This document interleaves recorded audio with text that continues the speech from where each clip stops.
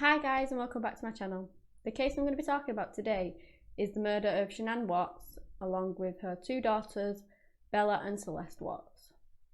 I'd just like to let you know that I've gathered all this information off the internet. I mean no disrespect whatsoever to anybody that I talk about today, and I've compiled this into one video for educational purposes.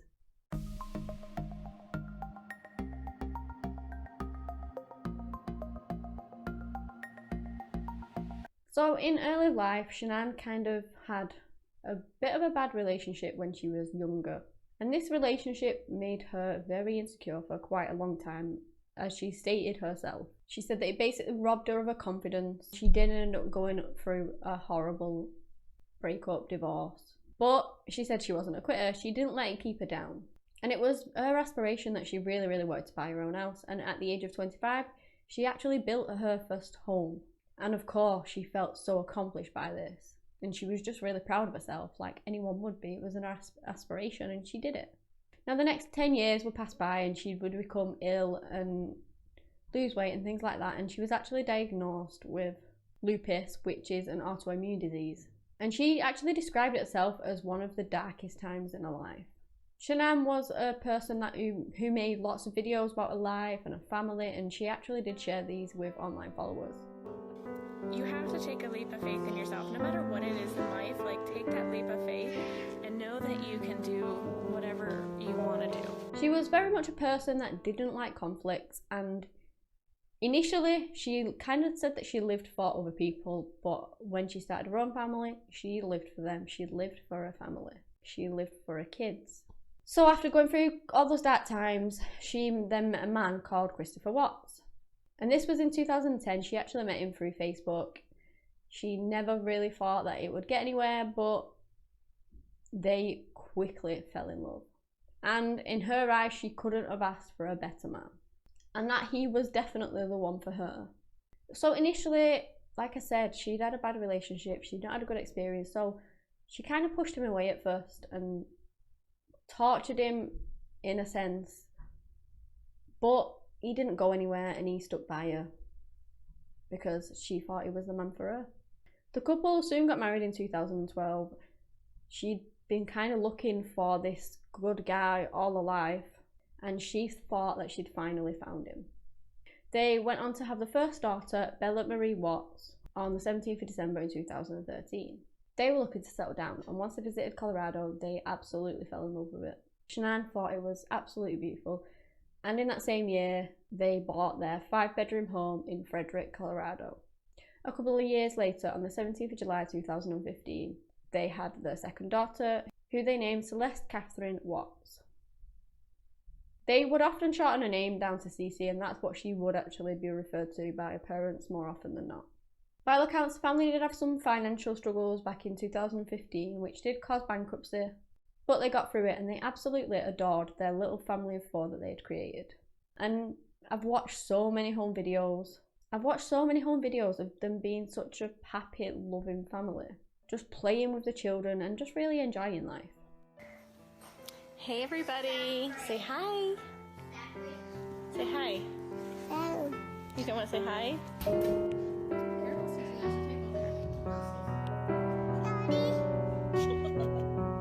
Chris had a job, what seemed to really look after him. He worked in Anadarko Oil and Gas. He was an operator for them.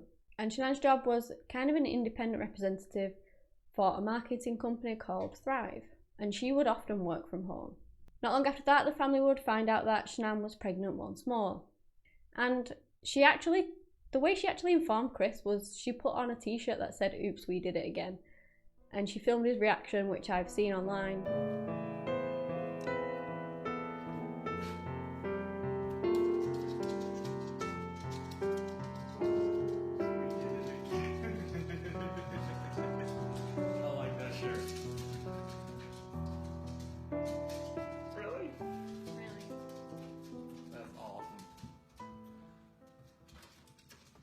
They were both really pleased, and Shanann really wanted a boy because Chris really wanted a boy. They had 2 girls already, so she kind of wanted a boy because he did. So later on, they did actually find out that they were in fact having a boy, and they decided that they would most likely call him Nico Lee Watts. And he was due on the 31st of January in 2019. Shanann was actually told that she couldn't have kids, so when she fell pregnant with Bella, she was absolutely over the moon and elated. She just felt truly blessed. Celeste was described as never stopping. She was always on the go. She was such a happy little girl. And Bella was kind of just getting old enough to think she knew what she wanted to be when she was older. And of course, she wanted to be Elsa when she grew up.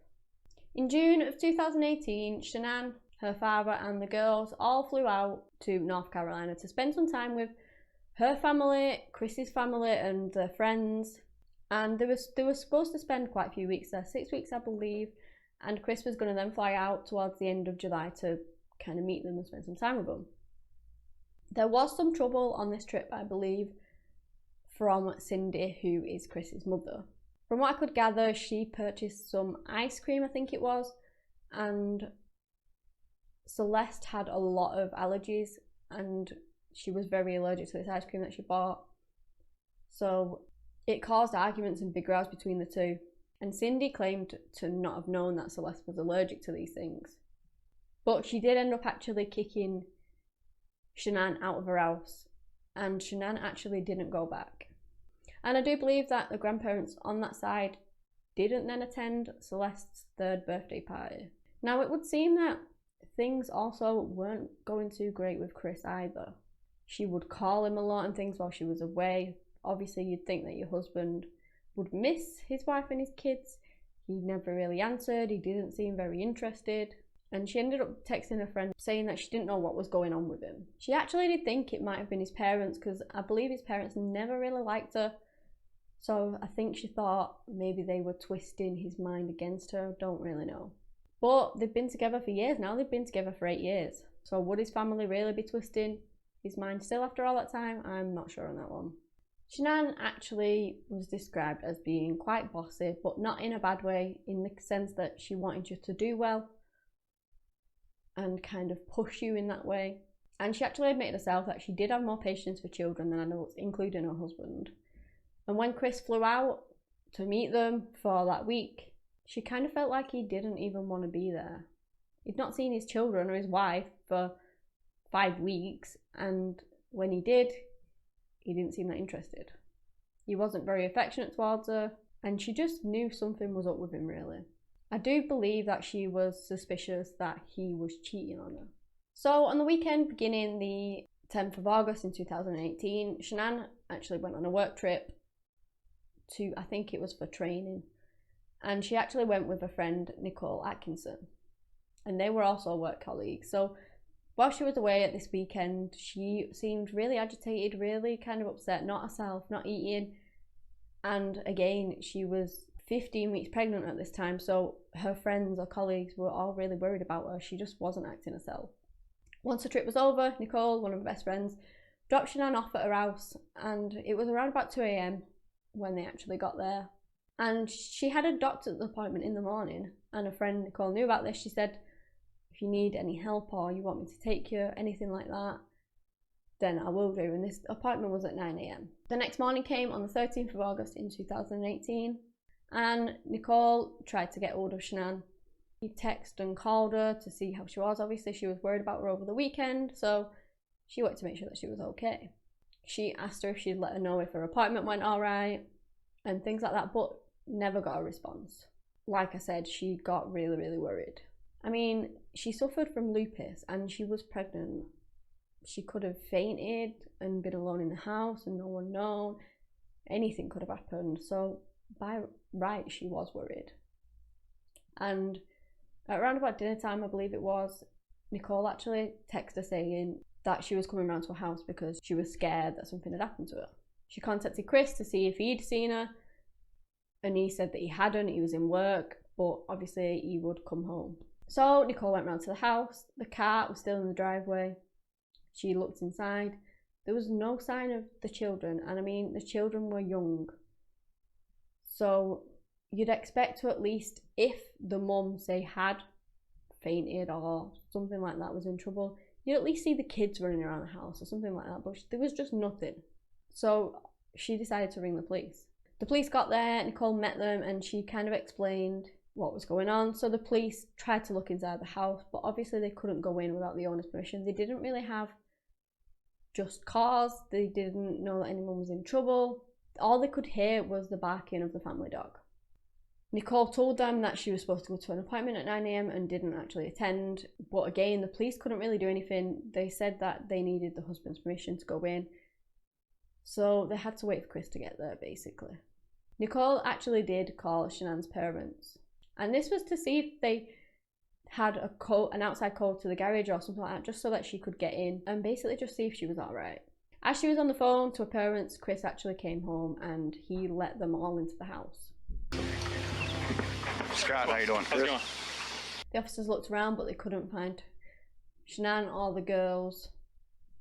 They found her phone on the side, and when Chris unlocked it, it got bombarded with all the texts that everyone had been sending her, including lots of Chris saying that he was worried, asking if she was okay, things like that. Obviously the ones off Nicole asking if she was okay. And they did actually find that very odd, because Chris actually described her phone as her lifeline. So it was very strange, if she had taken the kids for any reason, that she would leave that behind. He also mentioned that the kids' blankets were gone and they never left without it. They never went anywhere without taking them. They found her purse on the side, which had her medication in, which again she relied on. They also found that the children's car seats were still there. They really couldn't tell whether things like clothes had gone missing. Threw and packed up No, I mean, bag or anything. there's all that in the bottom, so it'd be kind of hard to tell if you took a little bit, or it'd be easy to tell if you took a lot, but it's hard to tell if you took a little bit or not. But they also found a wedding ring in her room. The police had no idea where she'd gone, what had happened to her. Chris told them the last time that he saw her, he went to work at 5:15 in the morning, and he'd not seen her since he left. A neighbour came forward to say that he actually had a camera that was facing outside, and it was down towards the street, angled kind of towards the Watt household. So the officer and Chris went round and they watched the footage. And on the footage you can just see Chris's van pulled right up to the house, right up to the garage, and you can see him kind of loading some things into the van. And apparently he never normally did this. The neighbour said he would never ever pull his car all the way up like it was and load the things in. It was just something that he never usually did. And it actually took him 50 minutes to load everything into the car. So the police wore cameras on the jackets, and there is a lot of footage out there. There's so much footage. So on this footage from the officer that attended the scene, it shows Chris kind of acting a little bit odd. So he'll probably want to talk to you. You'd probably, like I said, you might have you call at the bank and see if there's any kind of activity. Because if there was any sort of action out there, His camera's I would have got it. like Right. we had issues the other week when people were stealing stuff out of like garages and stuff like that, and I had parked my truck I had right your park right here. here. Yeah. So they had the conversations, and then they started walking out. Now, the police officer actually told Chris if he would go so that he could get this neighbour's contact details. And when he left, he said he's not acting right. He was swaying, he was fidgeting, he looked nervous, and he was just acting really odd in general. Appreciate your time. Yeah, no problem. Thanks. Hopefully something comes up here.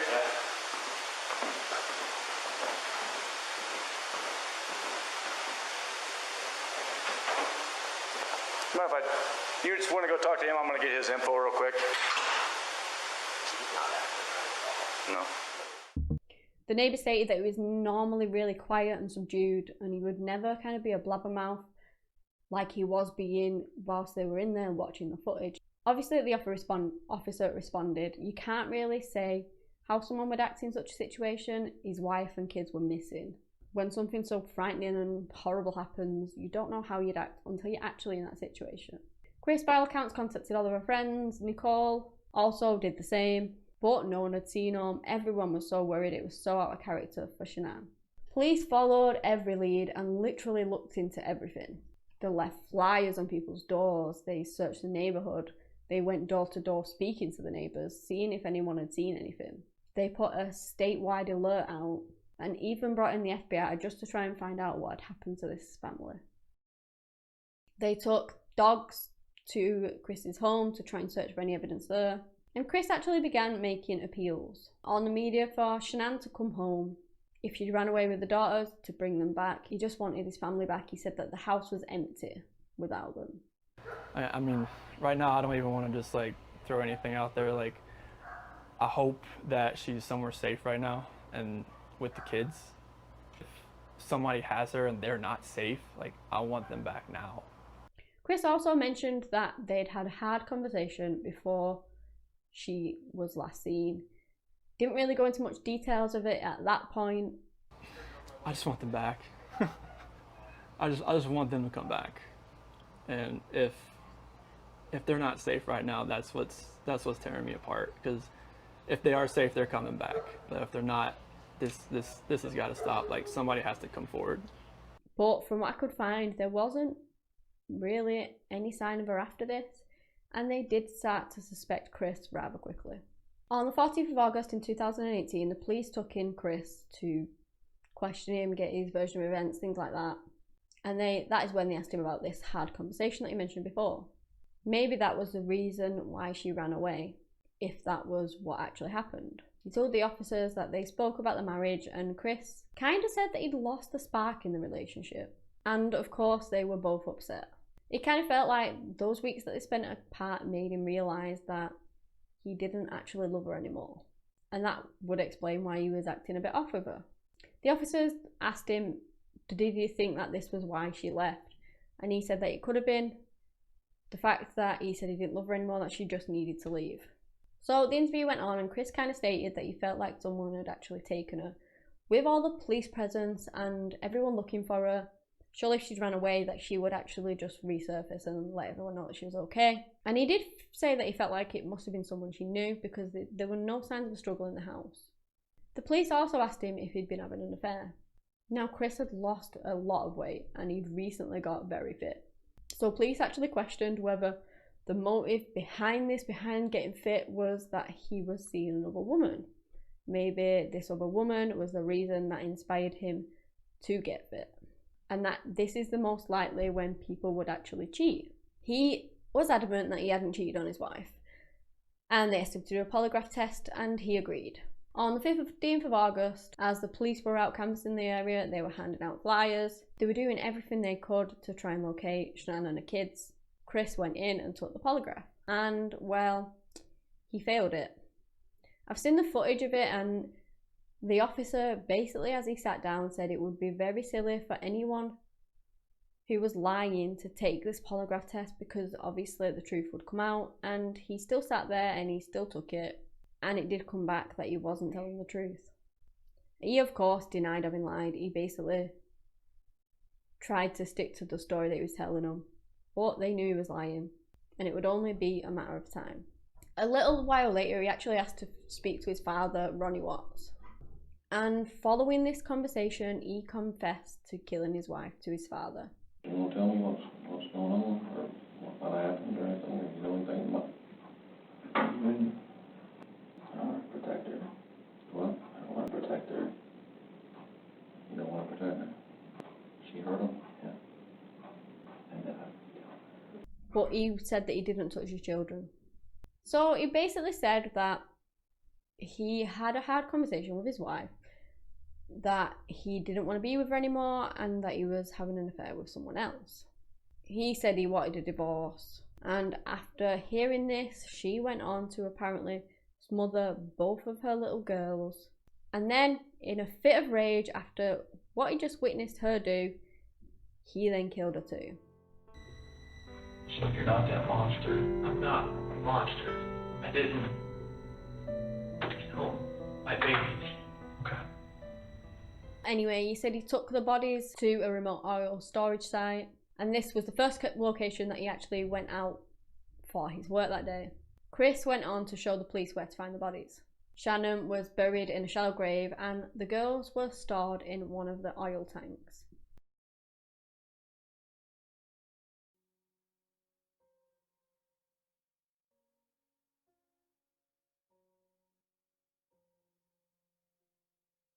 The police also asked him about a sheet that they found there, and he told them that that was what he wrapped Shanann in. The police didn't believe his story. Like I said, there were a lot of holes, and they just basically knew he was lying. Is that you found a new life, and the only way to get that new life was to get rid of the old life. That you killed these girls before their mom came home, and then killed Shanann. It just doesn't make sense. It just doesn't add up. So I just want this young, hot girlfriend, so I'm gonna kill everyone and hope it works out, or something. And he would later tell them what he actually did, but it didn't truly all come out until he wrote a letter years later, which I will actually discuss a bit later on in the video. So Chris Watts killed his entire family, and after dumping the bodies, he just went about life. He rang up school, he unenrolled the girls, he contacted an estate agent to put the house up for sale. He then texted his girlfriend about their futures together. He just didn't care about what he'd just done.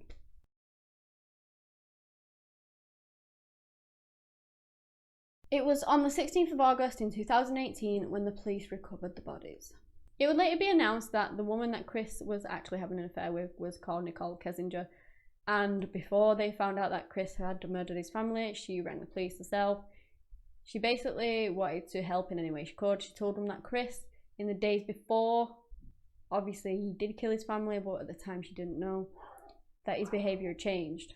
She went on to say that they'd not really been together very long. She met him at work, and their affair only really got physical in July. He also told her that he was in the middle of a divorce and he was separating from her. He said that he wanted to start a fresh life with her after only a couple of months in the relationship. So obviously she found out about his family. She spoke to him about it, and she did feel like he was lying. So she contacted the police straight away. She did fully cooperate with them. Like I said, she wanted to help in any way she could. She did actually have an interview with them as well, and in this interview the police actually asked her if at any point, she kind of said that his wife or his children would be a problem in their relationship, which she said no chance, no way, I never ever said that. And they were kind of going along the lines that maybe this is what caused him to do what he did. Not that I'm saying if she did mention that she would have wanted him to do that or it would have been her fault in any way, but I think the police were just trying to get kind of the motive and maybe his mindset around it. In August 2018, Chris was charged with 5 counts of first-degree murder, and this related to obviously his wife, his 2 daughters and their unborn baby boy, amongst other charges. Chris did actually plead guilty, and due to this he did avoid the death penalty. I believe Shanann's family actually stated that they didn't really want his death on their hands. He decided to murder and take these innocent lives. They didn't want to be the ones to decide to take his life. On the 19th of November, the families gave statements in court. Sandy Brusack, Shannon's mother, told how they all trusted him, how they had no idea, and who gave him the right to take their lives. Cindy Watts, which was Chris's mother, told of how she struggled to understand what led up to this, and how it may be hard for some people to understand, but that they both love him and they actually forgive the son. The judge stated it was the most inhumane and vicious crime that he had seen in the thousands of cases that he'd bear witness to, and that anything less than the maximum sentence would depreciate from the seriousness of the crime. Chris Watts was sentenced to 5 life sentences, 3 consecutive and 2 concurrent, without the possibility of parole. He received an additional 48 years for the unlawful termination of his wife's pregnancy, and 36 years for 3 charges of tampering with a deceased body. Now, Chris went on to write a very disturbing letter, where he went into much more detail on how and why he committed the murders, and the Daily Mail actually published it.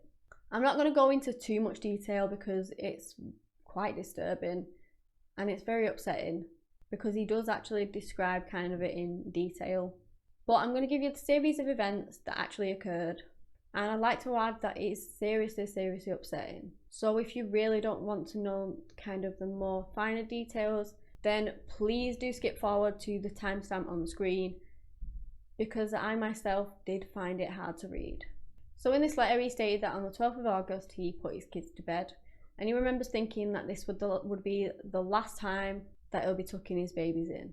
He confessed to poisoning his wife with oxycodone a couple of times to try and cause her to have a miscarriage, because in his eyes he believed that this would make it easier for him to be with Nicole. He'd basically admitted that he'd been planning it for a while. So the next morning he got out of bed and he went in and attempted to kill his 4-year-old daughter Bella and his 3-year-old daughter Celeste by smothering them with a pillow.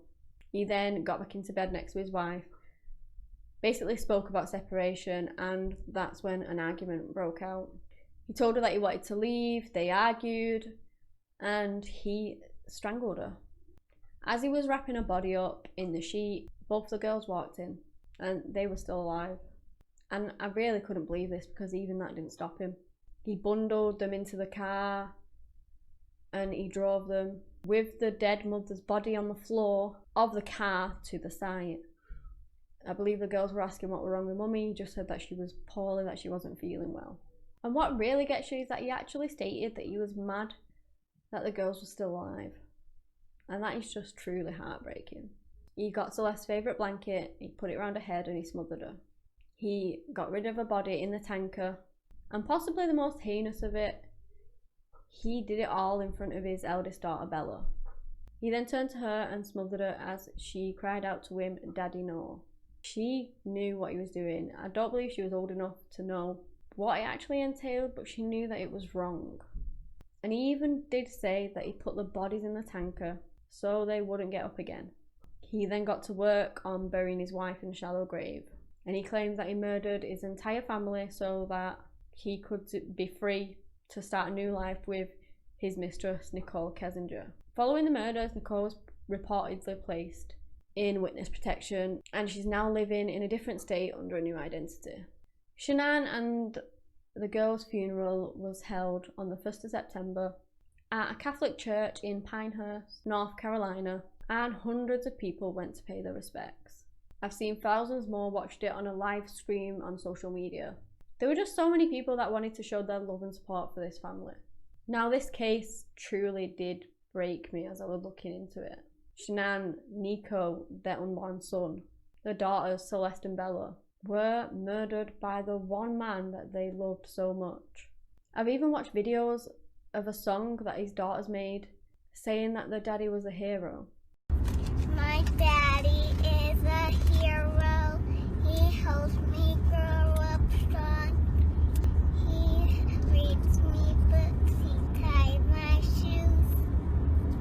If you're a hero, blue and blue, my daddy, I love you. And I just can't comprehend why he would do such a thing. Okay, so he's not in love with Shanann anymore and he loves Nicole. Just leave her. Don't steal your family's life away from them. Their unborn son didn't even get a chance at life, and the two beautiful little girls were just starting out.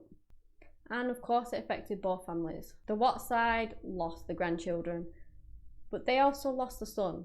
They would have never ever probably thought that he was ever capable of doing such a thing. He stole his own children's lives and his wife's life. And Shanann's side of the family, they lost the daughter. They lost their grandkids too. And why? All because he wanted to be with another woman.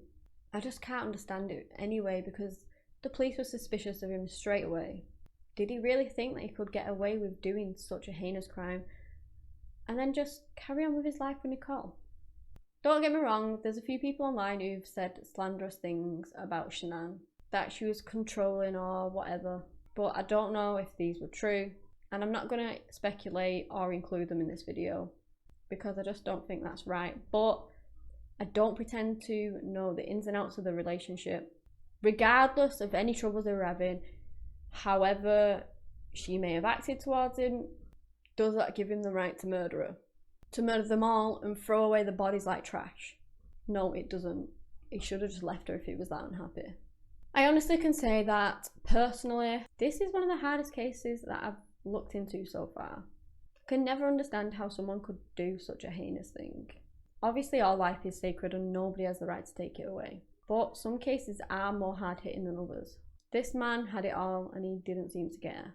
He didn't care when he murdered his own pregnant wife and his 2 little girls for a second attempt.